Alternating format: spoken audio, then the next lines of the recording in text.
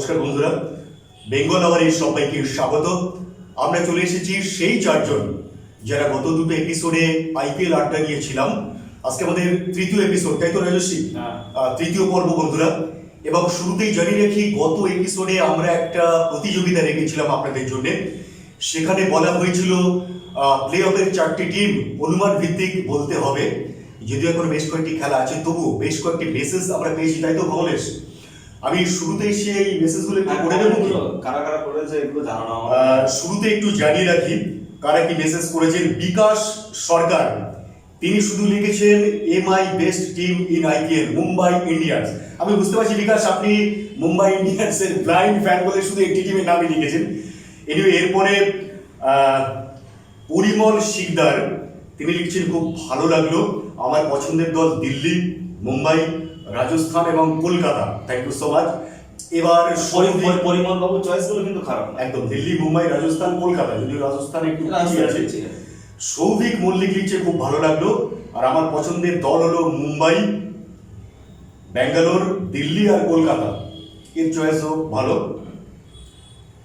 অঞ্জলি দাস লিখছেন দিল্লি দিল্লি দিল্লি দিল্লি, চারটি টিমের নাম দিল্লি। মানে বিকাশ যেমন মুম্বাইয়ের কথা লিখেছিল শুধু, এ বোধহয় দিল্লির ব্লাইন্ড ফ্যান। না অঞ্জলি ম্যাডাম, আপনাকে মিনিমাম 4টে টিম প্রেডিকশন করতে হবে না, একটাই টিম প্রেডিকশন করলেন মানে আপনি তো প্রতিযোগিতার অংশ আমরা হয়ে একচুয়ালি গেলেন। কোশ্চেনটা রেখেছিলাম যে আপনাদের প্রেডিকশনটা কি, সেমিফাইনালে বেস্ট যে 4টে টিম উঠবে তাদের প্রেডিকশনটা, সেটাই কোশ্চেন ছিল। আচ্ছা, উজ্জ্বল বিশ্বাস মহাশয় তিনি লিখছেন আমি তো খেলা দেখি না। না দেখলে অসুবিধা নেই, আপনি যে আমাদের এপিসোডটা দেখছেন এই জন্য আপনাকে অনেক ধন্যবাদ।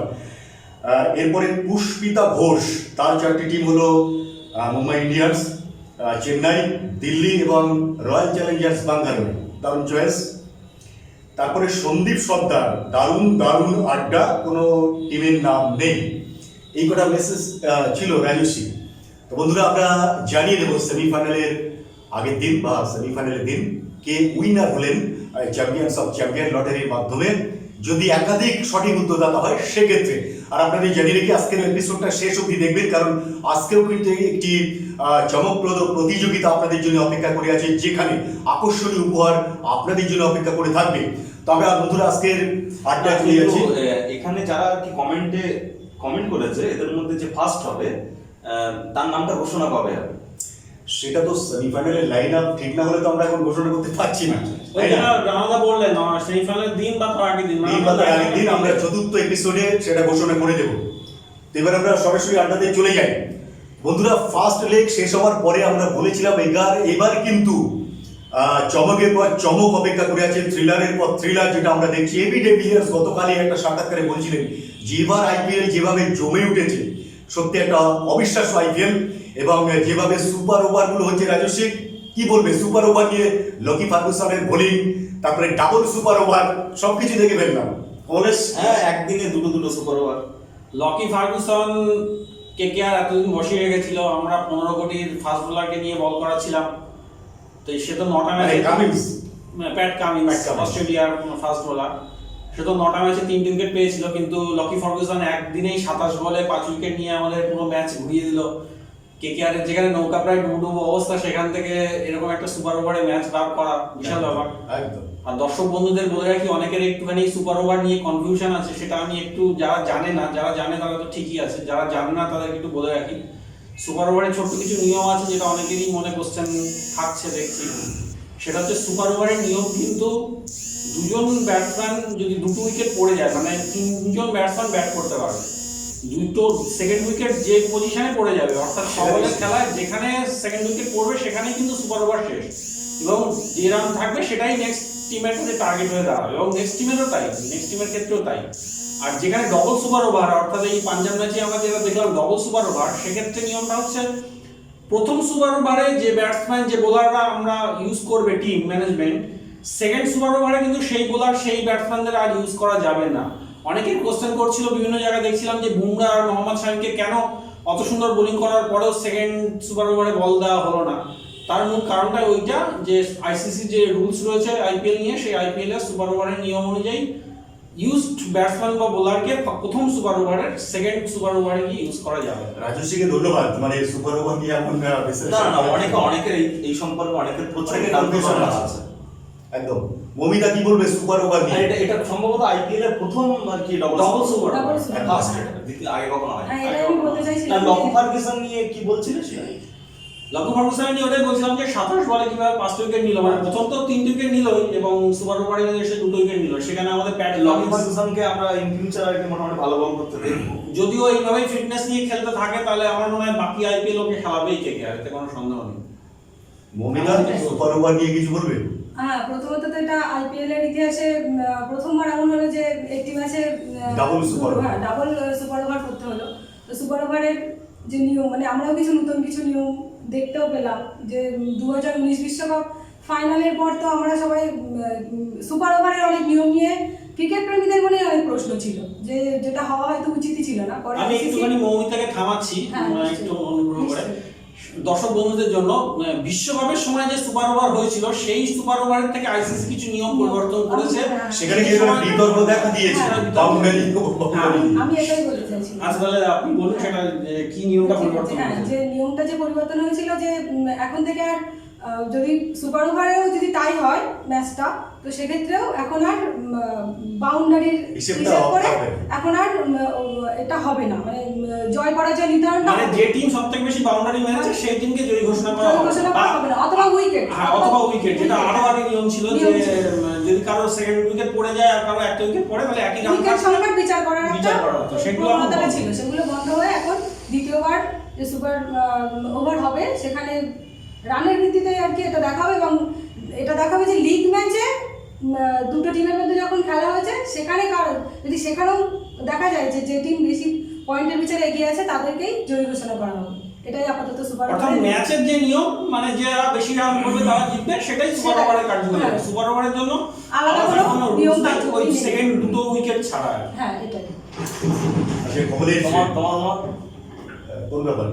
না, এই যে লকি ফার্গুসন আর সুপার ওভার, লকি ফার্গুসনকে নিয়ে আমার একটাই কথা বলার, ওদিন বোধহয় লকি ফার্গুসনকে double man of the match দিলে ভালো হতো।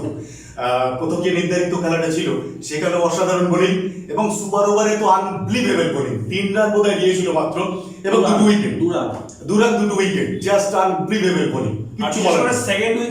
সেকেন্ড উইকেটটাও যে যেভাবে স্লোয়ার রেখেছিল স্ট্যাম্পের উপরে, পুরো বোকাবাজি ব্যাটসম্যানকে বোল্ড করেছে। এটা প্রত্যেকটা বলই ছিল স্টাম্প সোজা। মানে লকি ফার্গুসন বোঝাতে চাইছে যে আমাকে বাদ দিয়ে কেকেআর এর টিম হবে না, আমাকে নিতে হবে, আমাকে এই নমাজ যে বসিয়ে রাখা হয়েছে এটা অন্যায় হয়েছে, এটা এটাই বোঝাতে মানে চাইছে। এতদিন যে উনি বেঞ্চে রিজার্ভ বেঞ্চে বসেছিলেন তার মানে পুরো ফ্রাস্ট্রেশনটা মানে এদিন উনি হ্যাঁ, বলে নিয়েছেন বোলিং এর মাধ্যমে। আচ্ছা, মৌমিতা রাজশ্রীর কথার সূত্র ধরে বলি কমলেশ, মৌমিতা রাজশ্রীর কথার সূত্র ধরে লকি ফার্গুসনের টিমে অন্তর্ভুক্তি যেমন একটা বিরাট ব্যাপার, সেরকম ক্রিস গেলের সম্বন্ধে কিছু বলবে? হ্যাঁ, ক্রিস গেল। ক্রিস গেল আসার পরে পাঞ্জাব যে দুর্দান্ত পারফরম্যান্স। না সে ঠিক, তবে লকি ফার্গুসনের ব্যাপারে আমি কিছু বলবো। আচ্ছা। একটা প্রথমত উনি তো নিউজিল্যান্ডের আর কি অসাধারণ একজন অলরাউন্ডার, উনি শুধু ভালো বোলার না, ভালো ব্যাটসম্যান উনি, আর দুরন্ত অ্যাথলেটিক। কিন্তু বিষয়টা হচ্ছে এদিন কিন্তু লকি ফার্গুসনের আর কি উইকেট পাওয়ার মূল কারণ কিন্তু লকি ফার্গুসনের পারফরম্যান্স না। আমি যেটা বিশ্লেষণ করে দেখেছি সেটা হচ্ছে যে সাধারণত কোনো ম্যাচ শুরু হওয়ার আগে, যে ম্যাচের সঙ্গে খেলা হবে তার 2 দিন আগে কিন্তু যারা যে কোচিং ডিপার্টমেন্ট বা যারা লিডারশিপ ডিপার্টমেন্ট তারা কিন্তু বিপক্ষ দলের যে কোন কোন বোলাররা খেলবে তাদের লেথ কেমন রাখে তারা একটা অ্যানালিটিক্স করে, একটা অ্যানালিসিস চলে কম্পিউটারের সামনে বসে। এবার সেখানে কিন্তু লকি ফার্গুসনের নাম কিন্তু বিপক্ষ দলের কাছে ছিল না, হায়দ্রাবাদের কাছে ছিল না কিন্তু, তার কারণ ওরা জানতো যে লকি ফার্গুসনকে খেলাবে না। আর কলকাতা ওদিন চমক দিয়েছিল, আর ওদিন হায়দ্রাবাদ লকি ফার্গুসনের বোলিং আগে কখনো দেখেনি আইপিএল এবছর, যার জন্য কোনো অ্যানালিসিস করতে পারেনি। একটা আনপ্রেডিক্টেবল বোলার এসে বল করে গিয়েছে, উইকেট নিয়ে বেরিয়ে গিয়েছে। হ্যাঁ, স্লোয়ার বল, কখনো স্লোয়ার, কখনো অফ কাটার, কখনো আর কি হাই আর কি ফুল স্পিডে বলের ভেরিয়েশন আছে অনেক লকি ফার্গুসন, কিন্তু লকি ফার্গুসন পরের ম্যাচে মার খেয়ে যাবে। সেটা নেক্সট ম্যাচেই বোঝা যাবে যে নেক্সট ম্যাচে মার খাবেই। তার কারণ হচ্ছে ওর যে বোলিং অ্যানালিসিস অলরেডি আজকে খেলা হচ্ছে মনে হয়, আজকে ব্যাঙ্গালোরের সাথে খেলা, ব্যাঙ্গালোর কিন্তু ওর বোলিং আগের ম্যাচে দেখে নিয়েছে, অ্যানালিসিস করে নামবে। প্যাট কামিন্স প্রথমে মার খেয়েছিল, দ্বিতীয় ম্যাচে মার খায়নি, তারপরে আবার মার খাওয়া শুরু করে দিল। কেন? কারণ ওর অ্যানালিসিস করা হয়ে গিয়েছে বিপক্ষ দলগুলো। রাজশ্রী কি একমত এই ব্যাপারে? পুরোটা একমত নয়। আমিও পুরোটা একমত নয়, একটুখানি বলি।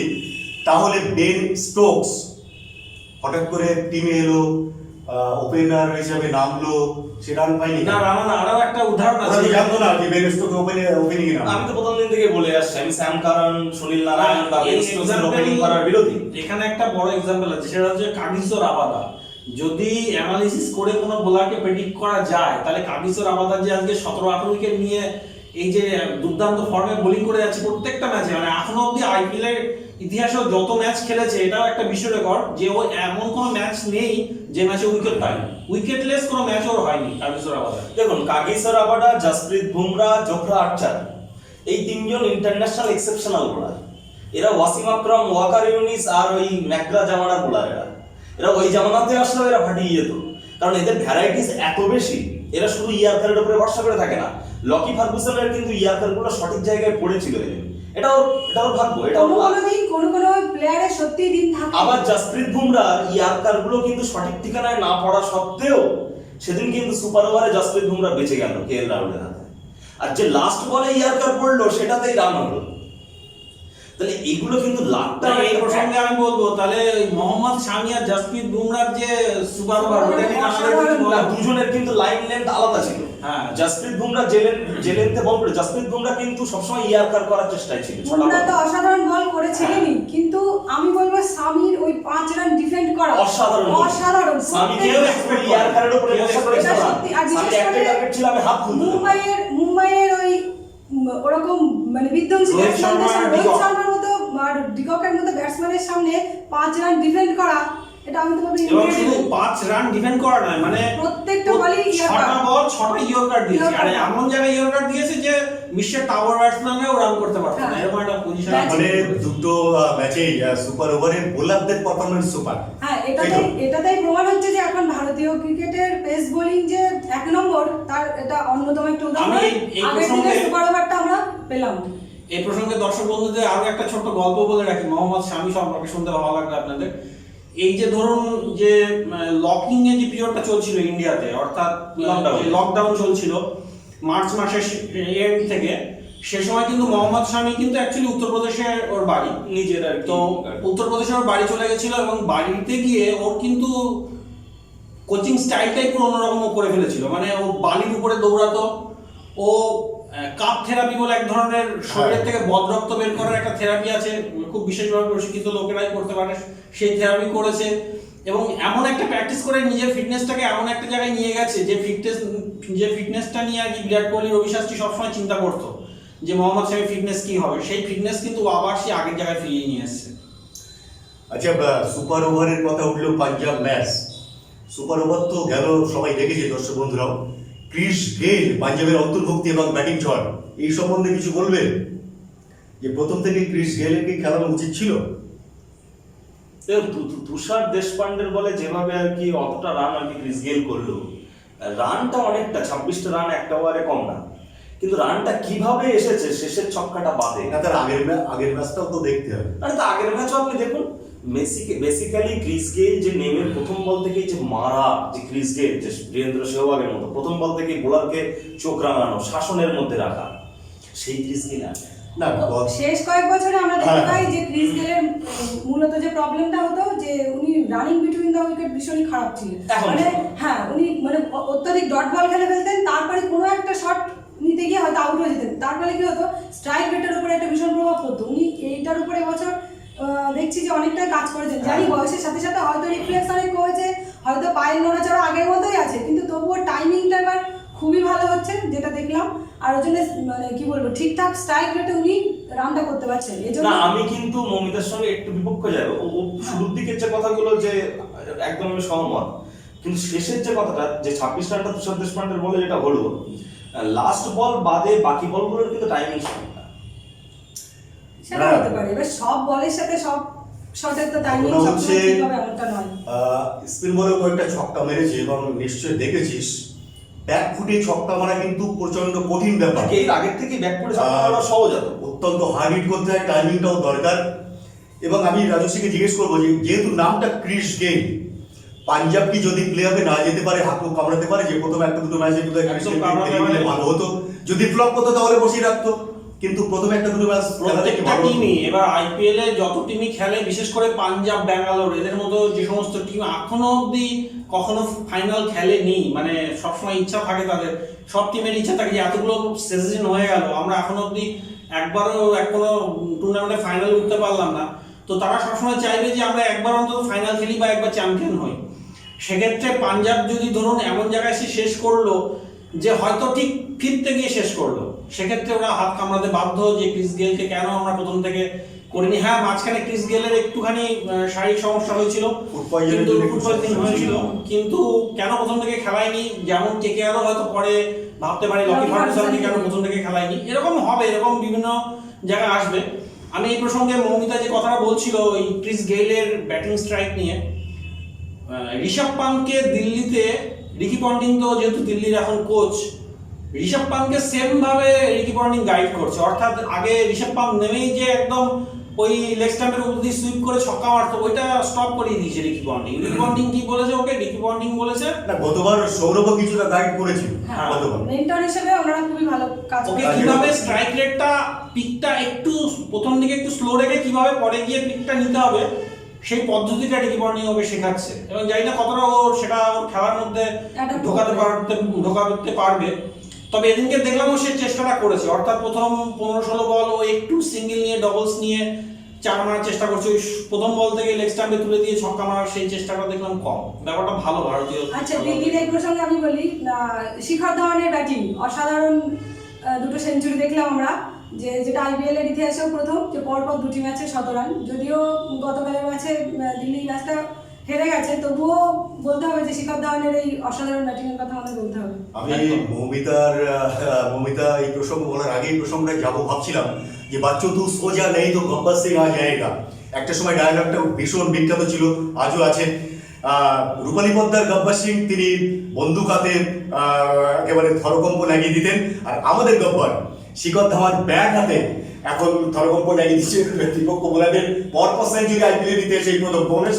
না না, গব্বরের ফর্মে আসাটা অনেকটা ভালো ব্যাপার ইন্ডিয়ান টিমের, বিশেষ করে কারণ ইন্ডিয়ান টিমের ওপেনিং এ কিন্তু আর কি সেই দুটোই right hand batsman combination, Rohit Sharma আর কেএল রাহুল, অথবা এদিকে পৃথ্বী শাহ ওদিকে মায়াঙ্ক আগারওয়াল, টেস্ট বা ওয়ানডে 2020 ধরে। কিন্তু এই গব্বর সিং এর যে ফর্মে আসাটা, লেফট হ্যান্ড রাইট হ্যান্ড যে কম্বিনেশন ইন্ডিয়ান টিমের পক্ষে মঙ্গল, অসাধারণ ব্যাপার। আর অনেকে বলছে যে গব্বরের দুটো ম্যাচ কেটে গিয়েছে, পরে খাটবে না, কিন্তু আমি বলে রাখি গব্বর যদি একবার ফর্মে আসে, হিস্ট্রি বলছে গব্বর কিন্তু তার আগের কয়েকটা ম্যাচে একেবারে ফ্লপ করেনি, বলে থাকে যে গব্বর খেটে গেছে দুটো ম্যাচ, এটা ভুল বলেছে, কারণ না তাহলে তারা ক্রিকেট ফলো করে না। তার আগের কয়েকটা ম্যাচে কিন্তু এভারেজ রান করে গব্বর সিং মানে শিখর ধাওয়ানকে আমি আন্ডার 17 থেকে ফলো করি, আন্ডার 17 আন্ডার 19 ওর পারফরম্যান্স অসাধারণ। ভারত যে শিখর ধাওয়ান যখন যেবার আন্ডার 19 খেলছিল সেবার ভারত বিশ্ব চ্যাম্পিয়ন হয়েছিল, সেবারও Shikhar Dhawan best man of the tournament হয়েছিল। যারা বলছে যে ওই খেতে গেছে, এটা কোনদিন হতে পারে একদম, যে একটা ছেলে যে 15 বছর ধরে ক্রিকেট খেলে আসছে নন স্টপ, এত সুন্দর পারফরম্যান্স, সে কোনদিন দুটো ম্যাচ। আমি সেটাই বলছি, আপনারা হয়তো দেখতে পারেন পাঞ্জাব যদি সেমিফাইনালে না ওঠে তাহলে শেষ পর্যন্ত হয়তো পার্পেল ক্যাপ শিখর ধাওয়ানই নিয়ে যেতে পারে। প্রত্যেক আইপিএল এ কিন্তু শিখর ধাওয়ান অরেঞ্জ ক্যাম্পের দৌড়ে কিন্তু উনি থাকেন প্রত্যেকবার আইপিএল এ, হয়তো 5 বা 6 হয়তো উনি শেষ করেন, কিন্তু টুর্নামেন্টটা ইভেন শিখর ধাওয়ানের সাথে আমরা যখন হায়দ্রাবাদে ডেভিড ওয়ার্নার আর শিখর ধাওয়ানের যখন আমরা ওপেনিং পার্টনারশিপ দেখতাম, মানে তখন কিন্তু হায়দ্রাবাদ রীতিমতো একটা ভালো পজিশনে থাকতো। তো এই ক্ষেত্রে একটা চিন্তার বিষয় হচ্ছে লাস্ট যখন ফিল্ডিং করছিল দিল্লি, তখন কিন্তু একটু হ্যামস্ট্রিং হয়েছে, হ্যামস্ট্রিং হওয়ার ফলে ওকে বাইরে নিয়ে গেছে, জানি না নেক্সট ম্যাচেও খেলতে পারবে কিনা, তবে এটা দিল্লির জন্য খুব চিন্তার বিষয় যে না খেলতে পারে। মেন কথা শিখর ধাওয়ান আগেও ভালো খেলতো, কিন্তু একটা অ্যাভারেজ পারফরম্যান্স দিচ্ছিলেন, স্টার পারফরম্যান্স দিচ্ছিলেন না। যে স্টার পারফরম্যান্সটা কেএল রাহুল দিচ্ছে, কেএল রাহুল ওয়ার্নারের কাছ থেকে আগে পেতাম, কেএল রাহুলের কাছ থেকে পাচ্ছি আমরা, এবার সেটা ধাওয়ান দেওয়া শুরু করেছে। ধাওয়ান যখন একবার শুরু করে থামে না সব। এটাই দিল্লির প্লাস পয়েন্ট, কারণ লাস্ট আইপিএলও ওই অ্যাঙ্করের ভূমিকা নিচ্ছিল কিন্তু শিখর ধাওয়ান। সেই টাইমিংটা হচ্ছিল না যে টাইমিংটা এবারে হচ্ছে, 52 বলে সেঞ্চুরি মানে দুর্দান্ত টাইমিং, দুর্দান্ত টাইমিং, মিডলে বল লাগছে, কখনো 35 বা 40 এ গিয়ে আটকে যাচ্ছিলেন, আর সুইপ করে ছক্কা মারা, এবং সুইপ করে এক জায়গায় দাঁড়িয়ে ছক্কা মারা, রিভার্স সুইপ করতে গিয়ে উনি অনেকটা ম্যাচে আউট। হিউজ ব্যাপার। একটা শটের মধ্যে দর্শক বন্ধুদের বলবো, সেটা হচ্ছে ম্যাক্সওয়েলের একটা বলে ও পিছন দিয়ে মানে স্ট্যাম্পের পিছন দিয়ে 4 মেরেছিল, যেটা ম্যাক্সওয়েলও দেখে বিস্মিত হয়ে গেছিল যে এটা কিরকম শট হলো। ধোনিও এরকম শট অনেকবার মেরেছে। সুইপ শটটা অ্যাকচুয়ালি কিন্তু একটু ফাটকা শট, খাটলে ভালো, না খাটলে ব্যাটের কানা ছুতে এবার পারে। সচিন তেন্ডুলকারকে আমরা শেষের দিকে দুটো একটা শট এরকম ম্যাচে এরকম দেখেছি শট করতে। যা পাঞ্জাবের আর কি চান্স। যেটা আমরা সম্ভবত 87 বিশ্বকাপে কলকাতায় দেখেছিলাম অস্ট্রেলিয়া ইংল্যান্ডের মধ্যে, ভারত ইংল্যান্ডের মধ্যে, ইংল্যান্ডে মাইক গার্ডিং শুধু সুইপ শটে ভারতকে শেষ করে দিল। ভারত স্পিনাররা তো মাঝখানে পাকিস্তানের মঈন খানও এইভাবে ভালো সুইপ শটের বিখ্যাত অ্যান্ডি ফ্লাওয়ার, হ্যাঁ একদম Andy the Flower, greatest of the sweeper, Hansie Cronje ছিল, হ্যান্সি ক্রোনিয়ে। আচ্ছা, পাঞ্জাবের এখন কি মনে হচ্ছে, চান্স আছে? হ্যাঁ চান্স তো অবশ্যই আছে, কারণ ওরা 4টে ম্যাচ জিতেছে আর এখনো হচ্ছে হিসাব ওয়াইজ চান্স আছে, আমি বলছি ওদের পারফরম্যান্স ওয়াইজ চান্স। পারফরম্যান্স তো লাস্ট যেভাবে অ্যাগ্রেসিভ হয়েছে 3টে ম্যাচে। পাঞ্জাব কিন্তু লিগের প্রথম থেকেই যথেষ্ট ভালো খেলেছে প্রত্যেক ম্যাচে, হয়তো ওরা ক্লোজ হেরেছে প্রত্যেকটা ম্যাচে, দেখা যাচ্ছে ডেথ ওভারে যেমন কলকাতার সাথে। এর জন্য দায়ী কে? এর জন্য দায়ী কিছুটা ক্ষেত্রে মনে হচ্ছে কেএল রাহুল কিছু সিদ্ধান্ত অবশ্যই একটু ভুলও করেছিলেন। কয়েকটা ম্যাচে দেখা গেছে যে ঠিক একটা ম্যাচে যেমন ম্যাক্সওয়েলকে ঠিক সময় না নামানো, সেটাও একটা ফ্যাক্ট হয়েছে। এবং ডেথ ওভারের বোলিং এর উপরে তো আর ক্যাপ্টেনের উপরে সবকিছু নির্ভর করে না, সেটা তো বোলারদের দুটো উপরে ম্যাচ, নির্ভর করে। একটা তো সুপার ওভারে হেরে গেল পাঞ্জাব, একটা তো কেকেআর 2 ইঞ্চির জন্য হেরে জেতা গেল। ম্যাচ। জেতা ম্যাচ। তো এই ধরো 4টে জিতেছে আর দুটো ওইভাবে হেরেছে, ওই দুটো জেতা থাকলেই তো 6টা। প্রত্যেকটা ম্যাচে ভালোই খেলেছিল, কিন্তু তাহলে একটা রোহিত miss শর্মা করতে মুম্বাই ইন্ডিয়ান্স যাকে আমরা এত ভালো বলছি তাদের সমান হয়ে যেত। হয়েছে। মুম্বাইয়ের প্রসঙ্গ যখন উঠলো রাজেশ, আমি একটু বলি, একটা টিম যখন টপ গিয়ারে শুরু করে তাদের কিন্তু লো ডাউন হওয়ার অনেক সম্ভাবনা Chance থাকে, থাকে। চান্স থাকে। এক্ষেত্রে মুম্বাই কি সেই দিকে যাচ্ছে বলে মনে হচ্ছে? না, এক্ষেত্রে আমি বলছি মুম্বাই তো এখন অব্দি সবথেকে বেশি আইপিএল জিতেছে, তার কিন্তু মোস্ট অফ দ্য টাইম ওরা স্লো শুরু করে লাস্টে কি পিক নিয়েছে। হ্যাঁ, এবারে ঠিক উল্টো, মানে এবারে ওর পিকটা ছিল হাই, এখন কিন্তু একটু Slow মিডিয়াম পিকে রয়েছে। জানি না ভবিষ্যৎই বলবে সেটা যে ওরা কি করবে। এটা অনেকটা রোহিত শর্মার ব্যাটিং স্টাইলের মতো হচ্ছে, যে শুরুটা ভীষণ স্লো, পরে আর রোহিত শর্মা কিন্তু শেষের দিন আর কি ক্যাপ্টেনশিপ করতে পারেননি লাস্ট সুপার ওভার, তার কারণ ওনারও তো ইনজুরি শুনলাম। হ্যাঁ ইনজুরি হয়েছে, একটু ফিল্ডিং দিতে গিয়ে হয়েছে ইনজুরি, এখন হচ্ছে টোটাল। শ্রেয়াস আয়ারের হচ্ছে ওই চোটটা দেখলাম আমরা আচ্ছা, ভুবনেশ, দিল্লি ম্যাচে। ক্লোজ ম্যাচ নিয়ে বেশ কয়েকটা উদাহরণ দিল রাজস্বী এবং মৌমিতা। এই প্রসঙ্গ যখন উঠলো, আমি এবি ডেভিলিয়ার্স এর সম্বন্ধে একটু তোর কাছে জানতে চাই। আমি আর মৌমিতা আগের বলছিলাম আমাদের খুব পছন্দের ব্যাটসম্যান, এবং দুটো ম্যাচ একেবারে ব্যাটিং তাণ্ডব চালিয়েছে। কিছু বলবি ডেভিলিয়ার্স সম্বন্ধে? দেখুন, 3টে ব্যাটসম্যান আছে এবারে আইপিএল এ, একটা এবি ডিভিলিয়ার্স, একটা নিকোলাস পুরান আর একটা কায়রন পোলার্ড। এরা 3জন টোটাল আইপিএল টুর্নামেন্টের স্টার প্লেয়ার, সুপারস্টার প্লেয়ার। এটা সুপারস্টার, এটা আইপিএল ব্র্যান্ডের বদিমা বাড়ায়। তো এদের নিয়ে কথা বলা মানে আমাদের অ্যাকচুয়ালি এদের অসম্মান করা। ধৃষ্টতা। হ্যাঁ, কারণ এরা প্রত্যেক দিন কলকাতার সাথে যে ম্যাচটা, অনেকেই ভাবলো কলকাতা জিতে গেছে, সেই জায়গায় তারপরে সময়ের মূর্তি এবি ডেভিলিয়ার্স। রাজস্থান তা এই ম্যাচটাতেও। 3জন প্লেয়ার, এদের ক্ষমতা আছে একা ম্যাচ বদলানো। একদম। একটা টিমকে একা সেমিফাইনাল বলুন না ফাইনালে তোলার ক্ষমতা রাখে এই কায়রন পোলার্ড, নিকোলাস পুরান আর এবি ডিভিলিয়ার্স। আর অনেকে হয়তো জানে না, এরা 3জনেই কিন্তু 360 ডিগ্রি প্লেয়ার।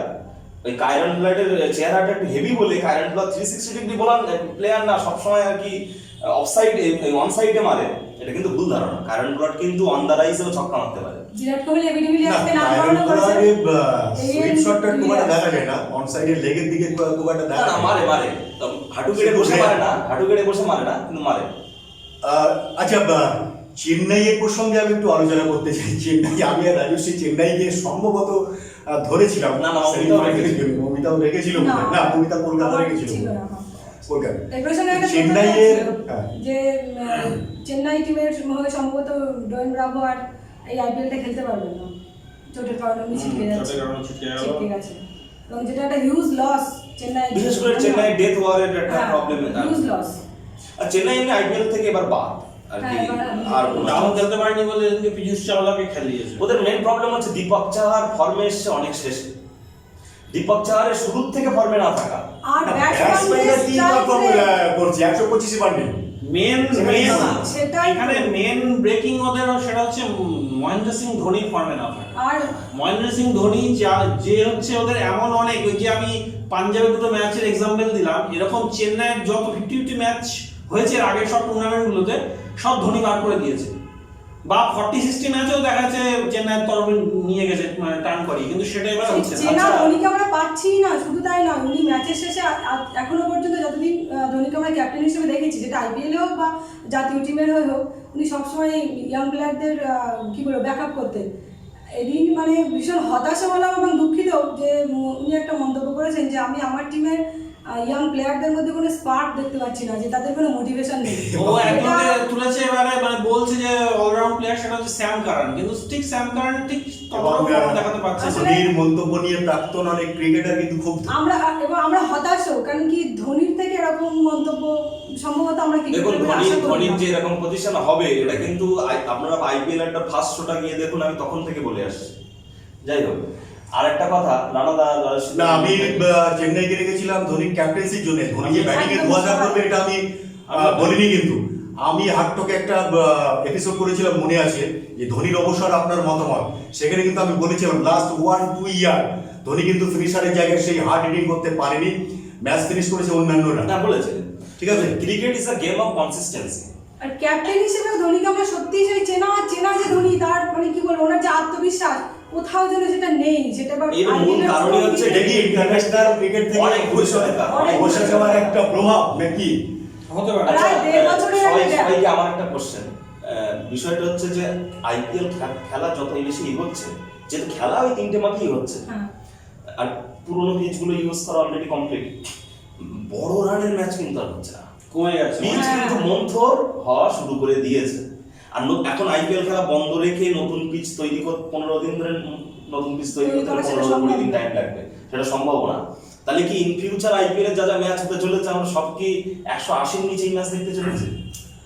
না, সেটা দুটো ভেন্যুতে হতে পারে, অর্থাৎ দুবাই আর আবুধাবিতে, কিন্তু যেটা শারজাতে সেটা কিন্তু শারজার মাঠ ছোট হলেও রান কিন্তু কম হচ্ছে, Pitch কিন্তু অনেক আগে মোটা, থেকে হচ্ছে, অনেক কিন্তু তাই মোটা বলে pitch। 200 হবে না। আর অন্তত এই ভেন্যুতে অন্তত সেটা সব ম্যাচে হয়তো হবে না, শিখর ধাওয়ান 100 করেছে, কিন্তু শিখর ধাওয়ানের 100টা কত বলে? সম্ভবত 52 বলে, 55 কি আমি একটা কথা বলি এই প্রসঙ্গে, মন্থর পিচে বোলারদের যেমন সুবিধা অসুবিধাও তেমনি। ফাস্ট পিচে বোলাররা যেমন টপ স্পিডে বল করতে পারে, ব্যাটসম্যানদের বেকায়দায় খেলতে পারে, মন্থর পিচে কিন্তু যদি বোলিং এ ভ্যারিয়েশন না আনে, আমি প্রচন্ড গতিতে বল করতে গেলে মার খাবে, সেক্ষেত্রে তো ফুল স্পিডে যাবে না বল, মিডিয়াম স্পিডে যাবে, মার খাবে।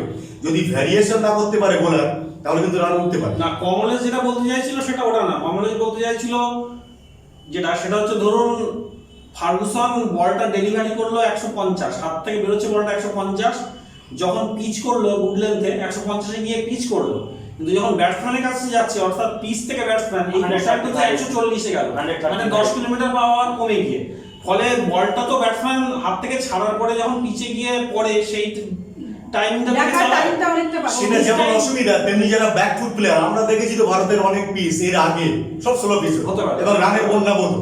যারা ব্যাকফুটের প্লেয়ার, এই যেটা ধোনি এদিনকে ম্যাচে দেখালো, মানে একটু স্লো হয়ে গেল ওদের খেলাটা। পিচ রানাদার কথা ঠিক, রাশিদার কথা ঠিক, পিচ স্লো হয়েছে না ঠিক, কিন্তু বাউন্স আছে, বাউন্স আছে, যার জন্য ইংল্যান্ডের মতো পিচ দিচ্ছে এটা। জোফরা আর্চার যখন স্যাম কুরানকে বল করছিল প্রথম ওভারটা যদি দেখে থাকো, তাহলে বুঝতে পারবে প্রত্যেকটা বল আর কি কিন্তু লেগ কাটার হচ্ছিল, লেফট হ্যান্ডেড ব্যাটসম্যান মানে তার কাছে অফ কাটা, কিন্তু যেভাবে বাউন্স আর যেভাবে উইকেট কিপারের কাছে বলগুলো ক্যারি হচ্ছিল, সেই হিসাবে কিন্তু বোঝা যাচ্ছে যে পিচ মন্থর হয়ে গিয়েছে। এবং পিচে বাউন্স থাকা, যেহেতু বাউন্সটা আছে, এই জন্য পিচটা অনেকটা শীতকালীন ইংল্যান্ডের মতো পিচ তৈরি হয়ে যাচ্ছে, টেস্ট ওরিয়েন্টেড পিচ হয়ে যাচ্ছে। তবে এর আগের এপিসোডে কমলেশ তুমি যেটা বলছিলে, অর্থাৎ এখানে ডিউ ফ্যাক্টর নেই, সেটা কিন্তু প্রথম দেখলাম যেখানে ডিউ ফ্যাক্টর কাজ করেছে, এবং ওরা মাঠকে কিন্তু দড়ি দিয়ে, যেহেতু উত্তরে হাওয়াটা ঢুকেছে আর পাশেই যেহেতু মহাসাগর, তো ধরো এখনো 2 সপ্তাহ 3 সপ্তাহ খেলা বাকি, তো এটা কিন্তু স্পিনাররা ভয়াবহ লেগের শেষ দিকে এটা দেখা যেতে পারে। যদি বোলারদের সমস্যা, ডিউ মানে হচ্ছে বোলারদের সমস্যা, হ্যাঁ, গ্রিপ যদি সেটা যদি অল টাইম রুমাল দিয়ে বা অন্য জায়গায় মুছে সেটাকে ঠিকঠাক রাখতে পারে, বা যারা আগে ব্যাট করবে তাদের ক্ষেত্রে কিন্তু বিপক্ষ দলের স্পিনার বলাররা প্রচন্ড পরিমাণে হাবি হবে। এবার সেই জায়গায় আমি যেটা স্পিনারদের খেলা খুব কঠিন হয়ে যাবে। আইপিএল এর পরবর্তী ম্যাচগুলো স্পিনাররা স্টার হয়ে সামনে আসতে চলেছে। রবি বিষ্ণুই বলুন, ওয়াশিংটন সুন্দর বলুন, রাহুল চাহার বলুন, আপনার রাশিদ খান বলুন, সব বড় স্টার হচ্ছে এবার। ও ফার্স্ট হাফে আপনার ফাস্ট বোলাররা মাতিয়েছে, সেকেন্ড হাফ স্পিনাররা মাতাতে চলেছে। দেখা যাক কি হয়। সুতরাং আপনার যদি ড্রিম ইলেভেনের যদি আপনার যদি আইপিএল টিম আপনি প্রেডিক্ট করতে চান এবং কিছু টাকা পয়সাও জিততে চান, তাহলে স্পিনারদের একটু বেশি রাখুন আপনার। জয় বাবা কমলেশ প্রথম 5 জন যে বোলার তারা কিন্তু তারা সব fast bowler। তার একজন স্পিনার, 4 জন কিন্তু ফাস্ট আমরা বোলার। সেটা ফার্স্ট হাফের খেলা ওয়াইজ বলেছি, সেকেন্ড হাফে গিয়ে আমি বলেছি সেকেন্ড হাফ 10টা করে ম্যাচ হয়ে গেছে, অনেক 4টা করে সময় বাকি। গিয়ে- পিচ যেমনই হোক না কেন, মনে হয় না যে সেটা কি বলবো, জাসপ্রীত বুমরাহ আমি আর আপনার আমাদের জন্য সিদ্ধান্তের আলাদা পক্ষে যাবো না, আমি কিছু আগে না। বলেছি, করতে হবে। পান্ডিয়ার মতো বোলারও এখন উইকেট পাচ্ছে। তাহলে বুঝতে হবে পিচ মন্থর হয়েছে, স্পিন সহায়ক হচ্ছে, কিছু করার নেই, সেটা অন্য স্পিনারও বিষয়। উইকেট পাবে। পিচ যেমনই হোক না কেন, রাবাডাবা তাই না? না ওই এক বারবার রাবাডা সামিয়া জোফরা আচ্ছা না, নাম বলে হবে আর ওদের- জাসপ্রীত আমি বুমরাহ। এটাই বলতে চাইছি যে ওনাদের কাছে কিন্তু পিচটা কোনো ওদের থাকতে কাছে ওরা তো আলাদা ব্যাপার, ওরা তো অন্য জগতের মানুষ, ওরা তো শুধু ইন্টারন্যাশনাল ক্রিকেটার না, ওরা এই শতাব্দীর বোলার, ওরা সেঞ্চুরির বোলার, ওরা ওদের ব্যাপার আলাদা। ওইভাবে ওদের দেখলে হিসাবই আছে। হবে না। পিচ যখন মন্তর হচ্ছে সেক্ষেত্রে আমরা দেখেছি ভারতীয় পিচে তখন ম্যাকগ্রামানে আঙুলে বলি, কিন্তু ভারতীয় পিচে কিন্তু মার খেয়েছে। তোমার তো পিচ অনুযায়ী বলটা করতে হবে, তাই না? সেটা অবশ্যই পিচ ওয়াইজ বল না পেলে ফাস্ট বোলাররা মার খাবে এই পিচে। সেটা বলি। আচ্ছা রাজস্বী কবরেশ মৌমিতা, আমাদের আইপিএল আড্ডার সময় প্রায় শেষ, আমরা একদম শেষ মুহূর্তে চলে এসেছি। ছোট্ট করে আমি জানতে চাইছি আমাদের কলকাতার টিম সম্বন্ধে, এবং এখনো পর্যন্ত দুটো টিম একটু টপে আছে আর দুটো টিম থার্ড এবং ফোর্থ পজিশন, এই দুটো বিষয় নিয়ে আমরা একটু আলোচনা শুনতে চাই। প্রথমে কলকাতার টিম নিয়ে। কলকাতার টিম এবার মোটামুটি দেখা যাচ্ছে যে ইয়ান মর্গানকে ক্যাপ্টেন করার পর একটু ভালো লাইনে এসছে। তবে আমি বলবো টম ব্যান্টনকে অবশ্যই খেলাতে হবে, কারণ টম ব্যান্টনকে এখন অন্যান্য টিমের বোলাররা এখন অত ভালোভাবে দেখেনি, সুতরাং একটু এক্সট্রা ফেসিলিটিস আছে। আর নীতিশ রানার ফর্ম কিন্তু নিয়ে কলকাতাকে ভাবতে হবে, নীতিশ রানার একটা রিপ্লেসমেন্ট চাই। আর আর সুমান গিলের স্ট্রাইক রেট এটা শুরু থেকে চলে আসছে।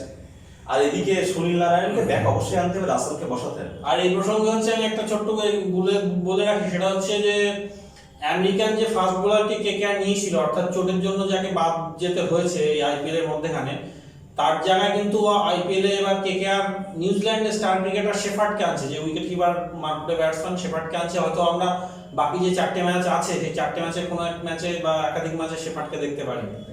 না এখানে আমার প্রশ্ন আছে রাজস্বী, যেহেতু লাস্ট দুটো ম্যাচ জিতেছে, উইনিং কম্বিনেশনটা কি ভাঙবে?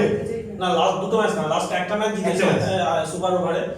না এখানে উইনিং কম্পিটিশন না, কারণ বিরাট কিছু ভালো পারফরম্যান্স যে কেকেআর করে জিতেছে এমন নয়। সুপার ওভারে গিয়ে ফার্গুসন একটা দুর্দান্ত স্পেল করেছে, জিতেছে। যদি সেরকম একটা হিউজ একটা জিনিস কেকেআর এর ম্যানেজমেন্ট নিশ্চয়ই মাথা রাখবে, কেকেআর কিন্তু দুটো ম্যাচে এত হিউজ ডিফারেন্সে হেরেছে যে কেকেআর এর যা run rate, net run rate বর্তমানে, যদি ধরুন টোটাল গ্রুপ লিগ শেষ হয়ে গেল, কেকেআর এর সমসংখ্যক ম্যাচ জেতা যে টিম থাকবে সেই টিম কিন্তু কেকেআর কে টপকে যাবে। তখন রান রেটটা রান রেট কিন্তু কেকেআর এর খুবই খারাপ, -0.061। সুতরাং বাকি সব টিমেরই কিন্তু কেকেআর এর থেকে রান রেট অনেক বেশি। এটা কিন্তু আন্দ্রে রাসেল নিয়ে মৌমিতা কিছু বলবেন? আন্দ্রে রাসেলকে মানে প্রথম থেকেই মনে হচ্ছে যে উনি আনফিট, এটা একদমই সত্যি। এই জন্য না ব্যাটিংয়ে, না বোলিংয়ে, না ফিল্ডিংয়ে কোনো বিভাগেই উনি কিন্তু পারফরমেন্সটা ঠিকঠাকভাবে করতে পারছেন না। এটা আমরা সবাই দেখছি। এবার আজকের ম্যাচেই জানি না রাসেলকে আমরা খেলতে দেখবো কিনা, কেকেআর ম্যানেজমেন্ট নিশ্চয়ই এই বিষয়ে ভাবনা চিন্তা করছেন। তার মানে রাজস্বী কমলেশের কথা অনুযায়ী কাউকে খেলাতে হলে ফরেনার, তার বোধহয় রাসেলকে বদলাতে পারে। কলকাতার প্লেইং ইলেভেন কিন্তু এখন পারফেক্ট না। এই যে বরুণ চক্রবর্তী আর কুলদীপ এদের দুজনের একসাথে খেলানো অবশ্যই উচিত। কুলদীপকে আপনি কোনো ম্যাচ খেলাচ্ছেন, কোনো ম্যাচ বসিয়ে রাখছেন, কিভাবে ওর আর কি কনফিডেন্স লেভেল বাড়বে? তবে আমি এই প্রসঙ্গে একটা কথা বলে শেষ করবো, প্লে অফে গিয়ে চলে যাবো। রাজস্বী কমলেশ মৌমিতা এক কথা হবে কিনা জানি না, যেহেতু এইবার বাকি কয়েকটা ম্যাচ ভীষণ ভাইটাল, সেই ক্ষেত্রে আমার অন্তত মনে হয় যারা নিউ কামার বা তরুণ প্লেয়ার তারা নয়, এবার কিন্তু অভিজ্ঞ প্লেয়াররা ফ্যাক্টর হতে পারে, অবশ্যই। কারণ চাপ নেওয়াটা একটা কিন্তু বিরাট ব্যাপার। কমলেশ, একদমই ঠিক, একদমই ঠিক। আচ্ছা এবার আমরা শেষ করবো, তার আগে আবারও আজকে 4টে টিম সেমিফাইনালিস্ট সম্ভাব্য, দুটো টিম তো একটু টপে আছে, দিল্লি মুম্বাই, তিনটে টিম। তিনটে টিম আর ব্যাঙ্গালুরু। হ্যাঁ, ব্যাঙ্গালুরু ব্যাঙ্গালোর আর মুম্বাই একই জায়গায় আছে, আর দিল্লি একটা ম্যাচ বেশি জিতে আছে। তাহলে কিছুটা চতুর্থ এগিয়ে আছে টিম মুম্বাই। কোন টিম হতে পারে কমলেশ? চতুর্থ টিম হায়দ্রাবাদ আর কলকাতার মধ্যেই হবে। হায়দ্রাবাদ কলকাতা, এদের দুজনের মধ্যে একটা হবে। হায়দ্রাবাদ পাঞ্জাব তো সমসংখ্যক ম্যাচ জিতে আছে না, 3টে করে? না, পাঞ্জাব বেশি। হায়দ্রাবাদ 3টে, পাঞ্জাব 4টে, কলকাতা 5টা। আর পাঞ্জাবের আশা দেখছিস না? না, পাঞ্জাবের আশাটা অতটা দেখছি না। যদি পয়েন্টের হিসাব করা হয় তাহলে পাঞ্জাবের চান্সই হায়দ্রাবাদের থেকে বেশি, তবে ভবিষ্যতে বাকি 4টে ম্যাচে কেমন পারফরমেন্স করবে তার উপর প্রত্যেকটাতেই জিততে হবে পাঞ্জাবকে, যেহেতু সেজন্য একটু হয়তো টাফ। না, আমি পাঞ্জাবকে পিছিয়ে রাখছি একটাই কারণে, পাঞ্জাবের ক্যাপ্টেনশিপ। এখন ওপেন বলছি, পাঞ্জাবের ক্যাপ্টেনশিপটা না কলকাতা কি থাকবে না থাকবে না কি মনে হচ্ছে? হ্যাঁ এখনো অনেকটাই চান্স বলা খুব আছে, tough, যেহেতু বলা খুব tough। এখনো কলকাতার পরে যে 4টে ম্যাচ আছে 4টে ম্যাচই ওই অনেকটা কোয়ার্টার কলকাতার ফাইনাল 5টা ম্যাচ আছে, যেহেতু 9টা হয়েছে আর 5টা ম্যাচ আছে কলকাতার, অলরেডি আপনার 5টা জিতে রেখেছে, 5টার ভিতরে 3টে জিততে হবে। হ্যাঁ 8টা জিতলে মোটামুটি একটা শুধু জিতলে হবে না, নেট রান রেটটা অনেকটাই এবার সেই বাড়াতে হিসাবে হবে। কলকাতা আর কি উঠে যাচ্ছে প্লে অফে। কলকাতার যেটা বললাম মেন প্রবলেম হচ্ছে নেট রান রেটটা আর প্লেইং 11 প্রপার পারফেক্ট না এখনো। টম ব্যান্টন বসে আছে, লকি ফার্গুসনকে কখনো খেলাচ্ছেন, কখনো কামিন্স ফর্মে নেই, কখনো ওদিকে রাসেলকে আপনি বসাচ্ছেন না ফর্মে না থাকা সত্ত্বেও। সুনীল নারায়ণ আপনাকে পাঞ্জাবের বিরুদ্ধে জেতালো, তাকে আপনি বসিয়ে রেখেছেন। নীতিশ রানা রান পাচ্ছে না, তবু আপনি খেলিয়ে যাচ্ছেন। দীনেশ না, কার্তিক, সুনীল নারায়ণকে আর খেলাতে পারবে না। দীনেশ কার্তিকের কোনো পজিশন ঠিক নেই। সুনীল নারায়ণের তো ম্যাচ রেফারি ওর এগেইনস্টে ওর বোলিং না, সে clear হয়ে গেছে। শেষ লাস্ট পাওয়া আপডেট অনুসারে উনি নতুন বোলিং অ্যাকশন আর পরিবর্তন আপনার করে উপরে আবার দেখবেন নতুন শাহরুখ আসছে। খানও অনেকটা আশা ছেড়েছেন, উনিও কিন্তু ম্যাচে উপস্থিত থাকছেন না। না মেয়েকে রাখছে তো তার জন্য। হ্যাঁ, আর শাহরুখ খান কিন্তু কার্তিককে বলেছে আমার এবার ট্রফি দাও, তোমার রজনীকান্তের সাথে। আচ্ছা জানালাকে আমি একজন আম্পায়ার সম্পর্কে একটু বলতে বলি, সেটা হচ্ছে পশ্চিম পাঠককে কেমন লাগলো? একদম পশ্চিম পাঠক রাজস্বী, আমি সেদিন একটু শুরুতে দূর থেকে খেলাটা দেখছিলাম। তো আমি প্রথমে ভাবলাম বোধহয় আইপিএল একটু আকর্ষণ বাড়ানোর জন্য, চমকানোর জন্য কোনো মহিলা আম্পায়ার নিয়োগ করেছে। যেমন এবার মহিলা কমেন্টেটর এসছে। অনেকেই কিন্তু ধরতে পারেনি যারা ক্লোজে খেলাটা দেখছিল। হ্যাঁ। পরে আমাকে বলছে আজকে একটা মহিলা আম্পায়ার দেখলাম, কে বলো তো? একটু চমক হয়ে গেছে। আমি ওনার সম্পর্কে একটু পড়ছিলাম, তো ওনার এই স্টাইলটা পশ্চিম পাঠকের, অর্থাৎ লম্বা চুল, আর ঝুঁকে আম্পায়ারিং হ্যাঁ, ঝুঁকে umpiring করে। বিলি বাউডেনের মতো। আমি দেখলাম যে শুধু ভারতের ডোমেস্টিক ক্রিকেট বা ইন্টারন্যাশনাল ক্রিকেট বা অন্য কোনো স্তরেই এরকম স্টাইলের কোনো আম্পায়ার এখনো অবধি নেই। দেখা যায় না। দেখা মানে যায়। sensation এটা হয়ে একটা গেছে। ভারতের এরকম একটা গ্রুপ লিগের খেলায়, মানে লিস্ট এ টুর্নামেন্টে এরকম একজন স্টাইলিস্ট আম্পায়ারকে পাওয়ার না, তবে এর আগে উনি আইপিএল এ আম্পায়ারিং করেছেন বলতে সেদিন চতুর্থ আম্পায়ার হিসেবে ছিলেন কয়েকটা ম্যাচে, তখন অনেকে আমরা মাঠে হয়তো দেখিনি। হ্যাঁ, তবে আর- পশ্চিম পাঠককে কিন্তু আর- এখন আইসিসি স্বীকৃতি উনি পাননি। কিন্তু মহিলাদের অনেক ক্রিকেট যে টুর্নামেন্ট হয় সেখানে কিন্তু উনি অনেক আম্পায়ারিং না, করেছেন। কিন্তু ছেলেদের যে মেন্স যে ক্রিকেট ইন্টারন্যাশনাল, হ্যাঁ, সেখানে সেখানে এখন কিন্তু আইসিসি আমরা আম্পায়ারিং এর একটা স্বীকৃতি পায়। আচ্ছা কমলেশ, আমরা কি এবার শেষ করতে পারি? কারণ অনেকটা সময় বেরিয়ে এসেছি। তো বন্ধুরা, আজকে আমরা প্রথমেই ঘোষণা দিয়েছিলাম যে আজকেও আপনাদের জন্য একটা প্রতিযোগিতা থাকবে, চমকপ্রদ প্রতিযোগিতা, এবং সেখানে যিনি উইনার হবেন, যদি একজন সঠিক উত্তরদাতা হন তিনি হবেন চ্যাম্পিয়ন। একাধিক সঠিক উত্তরদাতা হলে লটারির মাধ্যমে আমরা চ্যাম্পিয়নকে ঠিক করবো, বিজয়ীকে। তো আজকের প্রশ্নটা একেবারে মন দিয়ে শুনে নিন। গত এপিসোডের প্রশ্ন ছিল 4টি সেমিফাইনালিস্ট টিম কারা হবে। আপনারা অনেকেই মেসেজ করে উত্তর দিয়েছেন। নিশ্চয়ই আগামী এপিসোডে বিজয়ীর নাম আমরা ঘোষণা করব সেমিফাইনালের লাইন আপ ঠিক হয়ে গেলে। আজকের প্রশ্ন, 2টি ফাইনালিস্ট টিম আপনাদের অনুমান ভিত্তিক লিখতে হবে পারফরমেন্স অনুযায়ী, যেভাবে যা দেখছেন। কোন 2টি টিম ফাইনালে খেলতে পারে, তাই তো রাজস্বী? আপনারা আমাদের ভিডিওটা দেখুন, কমেন্ট বক্সে গিয়ে সেখানে টাইপ করবেন 2টো টিমের নাম যারা ফাইনালে খেলতে পারে। আপনার বিশ্লেষণের ভিত্তিতে কোন 2টো টিমকে আপনি ফাইনালে দেখছেন আমি সেখানে আর comment করে জানান। ক্লারিফাই করে দেই দাদার এই কথাটা, সেটা হচ্ছে যে টপ 4 হবে তার প্রথম দুটো টিম নয়, কিন্তু তার প্রথম দুটো টিম নয়, যারা সেই 4টি টিমের মধ্যে অর্থাৎ প্লে অফ খেলে লাস্ট পর্যন্ত ফাইনাল খেলবে সেই দুটো টিমকে কিন্তু Prediction আপনাদেরকে করতে হবে। প্রেডিক্ট করতে হবে। অর্থাৎ এই গ্রুপ লিগের প্রথম দুটো টিম নয় কিন্তু। হ্যাঁ, একেবারে ফাইনালে, তাহলে আইপিএলের ফাইনালে। রাজস্বীদার কি মনে হচ্ছে কোন দুটো টিম ফাইনাল খেলবে? মুম্বাই দিল্লি। মুম্বাই মানে আপাতত পারফরম্যান্স অনুযায়ী। মুম্বাই আচ্ছা, মুম্বাই আর ব্যাঙ্গালোর। ব্যাঙ্গালোর।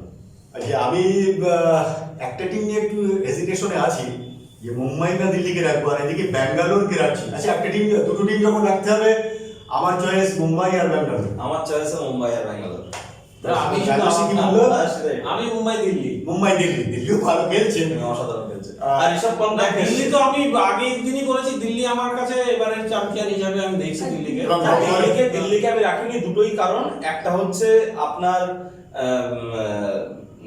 ওদের একটি বোলিং এ কাগিসের রাবাডা ছাড়া অন্য কারোর হিউজ ফর্মে না থাকা, আর মার্কাস স্ট্রাইনিসকে আমরা কিন্তু ব্যাটসম্যান হিসেবে বেশি চিনছি, বোলার হিসেবে কিন্তু ওনাকে আমরা কম দেখছি। আর অক্সর প্যাটেলের এই যে মাঝে মাঝে হঠাৎ করে বাবেল হিসেবে ফুটে ওঠা, মাঝে মাঝে ফানুসের মতো ফুস হয়ে যাওয়া, এটা দিল্লিকে একটু প্রকার কিন্তু আইপিএল 2020 যদি কোনো নতুন কোনো টিম চ্যাম্পিয়ন হয় সেটা ব্যাঙ্গালোর। সত্যি খুশি হওয়ার আর মতো ব্যাঙ্গালোরের এবার চ্যাম্পিয়ন হওয়ার চান্স হিউজ, আমি প্রথম থেকেই বলে আসছি, অনেকটাই বেশি, এজন্যই কারণ কিং কোহলি ফর্মে। দেখা যাক বন্ধুরা কি হয়। তাহলে আপনারা এই এপিসোড দেখে টাইপ করবেন আমাদের কমেন্ট বক্সে গিয়ে কোন দুটো টিমকে আইপিএল 2020 ফাইনালে দেখছেন। তাহলে আজকের মতো বিদায় নিচ্ছি আমরা। যাওয়ার আগে একটা কথা বলবো, মা আসছেন। হ্যাঁ অবশ্যই। শারদীয়ার শুভেচ্ছা। সবাইকে আমরা শারদীয়ার আন্তরিক শুভেচ্ছা জানাচ্ছি। আমরা চারজন আমরা বেঙ্গল আওয়ারের আইপিএল আড্ডার পক্ষ থেকে সবাই ভালো থাকবেন, ভালো রাখবেন। আজ তাহলে এইটুকু। কমলেশ, মমিতা এবং রাজস্বী, আজ তবে এইটুকু থাক। আর আপনারা প্রেডিক্ট করুন নিশ্চয়ই প্রাইজের নাম ঘোষণা করে প্রাইজটা দেবে কিভাবে? না, প্রাইসটা আমরা দেবো ওনার সাথে যোগাযোগ করে নেবো। যদি দূরের কেউ হন তাহলে তার ক্ষেত্রে তো পার্সেল করতে হবে। হ্যাঁ, মানে আমাদের স্টুডিওর আশেপাশে যদি কারোর বাড়ি আশেপাশে থাকে, থাকে, ওনার সাথে আমরা যোগাযোগ করে নেবো। আশেপাশে কেউ হলে স্টুডিওতে ডেকে তাকে আপনি যেখানে কমেন্ট করেছেন আপনার কমেন্টের ওখানে আপনি উইনার হয়েছেন লিখে আমরা রিপ্লাই দেব। এবার রিপ্লাইয়ের ওখানে আমরা আপনার কাছে জানতে চাইবো আপনি আপনার অ্যাড্রেসটা লিখে পাঠান। না, আপনার সেই অ্যাড্রেসে অবশ্যই আমরা প্রাইসটা পার্সেল করে পাঠিয়ে দেবো। অবশ্যই। তাহলে বন্ধুরা আজকের মতো বিদায় নিচ্ছি, ভালো থাকবেন। আগামী এপিসোডের জন্য আপনারা অপেক্ষায় থাকুন। আর আমাদের বেঙ্গল আওয়ার সাবস্ক্রাইব করুন, লাইক করুন, কমেন্ট করুন, সবকিছু করতে বলবেন না কিন্তু। নমস্কার, ভালো থাকবেন। নমস্কার।